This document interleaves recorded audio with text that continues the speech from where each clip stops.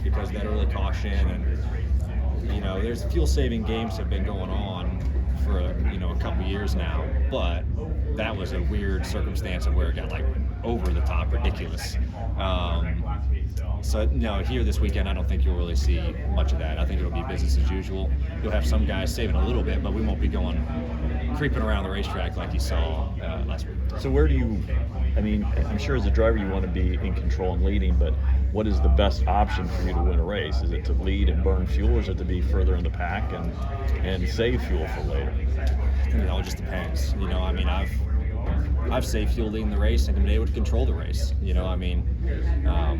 I think in the fall race in 22 at Talladega, I was leading, saving a bunch of gas, and we were able to still maintain where we were at with me in the 10, kind of how we got on each other and pushed each other and stuff like that. So it just kind of depends the spot you're in. If you're mired mid in the pack, all right, I might save a little bit of fuel for a little bit, and then I'm going to go hard and try to get some track position, and then you're just trying to kind of mitigating all that stuff. So it's just circumstantial where you're at. I can save fuel up front and make pace, and I can save fuel in the back and try to make pace. So it's just how everyone kind of approaches it. There's different strategies. So. LaJoy was talking earlier about the evolution of the mouth guards, and he said you've kind of been a crash test dummy for them. Just talk about where they were a couple years ago. He said they were pretty clunky, and now they've become a lot more streamlined. Yeah, I think it's a good tool.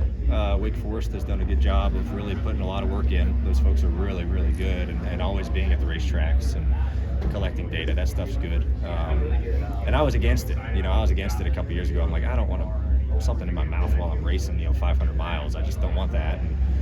But I kind of tried to realize, okay, hey, if it's going to help us learn, for what the drivers go through here in these wrecks, I'll be a part of it. I'll put this thing in and I'll wear it. And I've worn it every week, since summer race at Daytona last year, just trying to collect data. And I think it helps NASCAR out, right? You have the crash tests from the car, but there was nothing for what the driver went through. And, having that mouth guard really helps out, seeing what the driver does. And then you can base, how you're changing the car up too, to see, okay, the car crushed this way, that was better, but okay, did it help the driver out? So I think it's just another data point that I've been trying to utilize, and I don't like being the crash test dummy, but it's good to have that data. At least we're learning from this stuff, hopefully, and I don't know how many guys wear it, but it's definitely a good tool, and I appreciate Wake Forest doing a lot of hard work on it. After tearing up 2 cars last week, and now another speedway race, maybe that's not a part of your mind when you're out there, or does that have to be a part of your mind to protect the car so you don't destroy another one and put the team behind, or does that matter? Yeah, it definitely stinks. We rolled back 5 junked race cars last week into our race shop. That's never any fun, and then you're coming here this week and you hope you don't do the same. But I don't think we don't really have that mindset, right?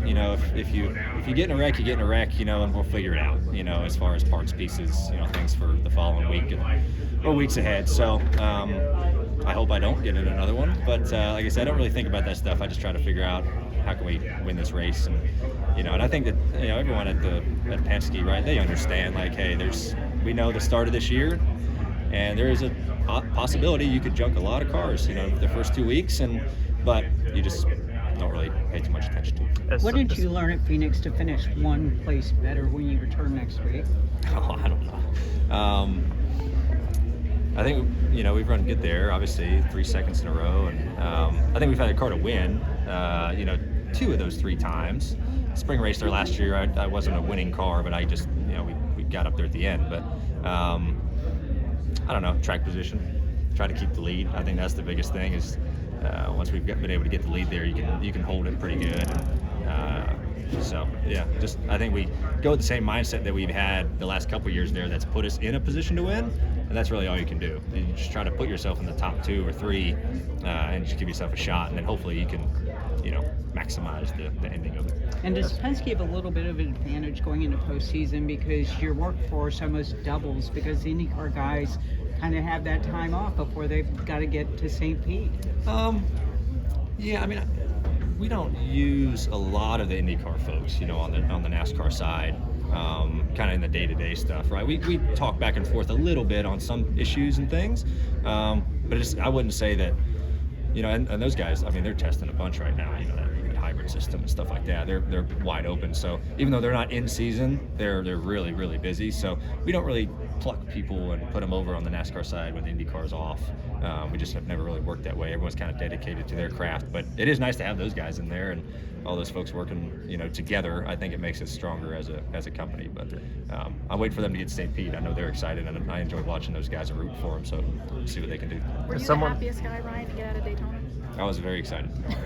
Between me and my dogs, I think they probably were more excited to go home than me. But I was very happy to leave Daytona and be home for a few days and just start a new week. As someone who's won at the old Atlanta and runs really well here, is there one that you prefer between the two? Old. Yeah, the old track had a lot of character, right? And I enjoyed it. I think any driver will tell you that, right? The slipping and sliding around and managing your stuff, like that was this racetrack was unlike anyone else, any other place we go to, and it's just changed. It's just changed since the repave. Hopefully, this place continues to age. It's going to take a long time to get it to where it was, but I've noticed each race here, it's gotten a little slicker, a little older, and you hope that process. You always want that process to speed up. But we'll see. We'll see this weekend. I think it'll take another step in aging. We got time for two more. But yeah, that was what I was going to add. As the track continues to age, do you feel that handling is going to be more and more of a factor as time goes on here? I think so. It's always kind of something we talk about before we come here. It's all right. How is the track last time? How much do we think it's aged? How much downforce do we have to build in this car? Instead of trying to take out drag, from like Daytona. You're putting a little bit more downforce in this car for this race just because it's shorter track, handling's a little bit more. So that's always a product, and you don't really know, especially with no practice. So you're just trying to take a shot and seeing if you hit the right one. Thank you. No problem. Attention drivers. Are you ready to take your brand to the next level and leave your competition in the dust?